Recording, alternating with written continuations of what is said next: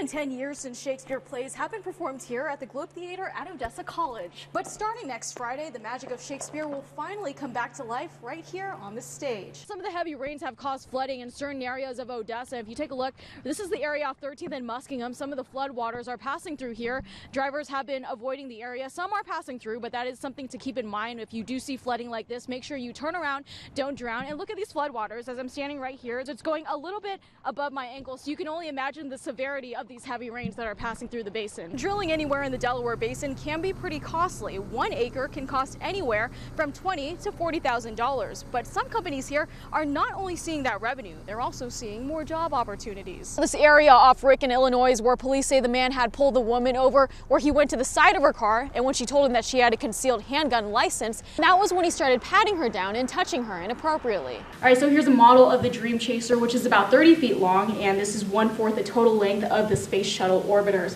Now, the reason why it is going to land here in Midland, it's not going to launch here, but it will land here, is because Midland does meet FAA criteria with a runway that is long enough for the Dream Chaser to land safely. But in a couple of months, this project will soon be complete to go from this to this. I'm just showing you an example of the strong winds last night, but you wouldn't believe a trailer was sitting here before the winds picked it up and blew it right on the other side of this fence. Now, this memorial right behind me is just one of the fatalities that happened this year on the frontage road next to I-20 due to head-on collisions. But imagine if this two-way street was converted to just one.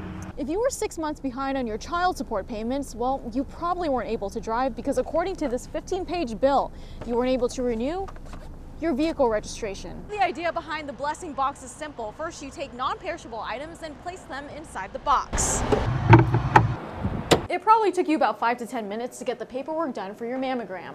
But imagine that's the same amount of time it takes to get your entire screening with this 3D mammography unit. Alpine High School students are safe home tonight as they deal with the shocking events that happened on campus. They won't have to return to school tomorrow to face the tragedy there. News West 9's Jolina Okazaki is live at the school with details on when the school will reopen and what's happening with all of those games that have been scheduled. Jolina. Crystal, we did reach out to school administration. They tell us classes will be canceled tomorrow, and this also goes for after-school activities, which were also canceled today. But school will continue its normal schedule starting Monday. Now, Friday games are going to be rescheduled for Saturday, and we'll have that schedule on our website at newswest9.com. Now, all the students are back home safe with their parents. Now, this is video of them earlier today. About 280 students were evacuated to the First Assembly of God Church, which is right across the school. Now, all of them are okay. Obviously, they are shaken and distraught tonight, but school administration is still upset that this happened on their own turf, and the sheriff said law enforcement, the community, and the school did prepare for an active shooter training just a couple months ago, and he said because of this training, it did pay off as a lot of the students did get home safely to their parents. For now, reporting live in Alpine, Jolina Okazaki, News West 9.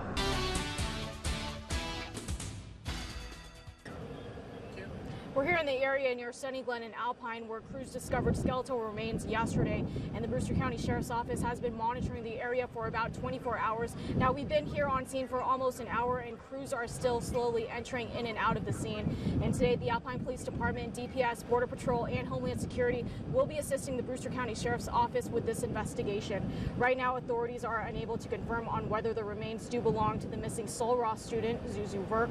It's still a very sensitive topic at this time. Authorities say this is an area where search teams have looked around back in October. However, that was back when there was more vegetation, and we're told that the bones appeared to look as if an animal had dug them up and scattered them.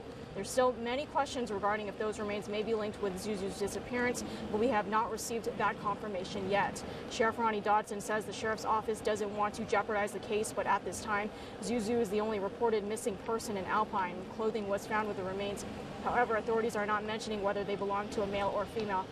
If you take a look behind me, you can see that crews are slowly entering the scene at this time.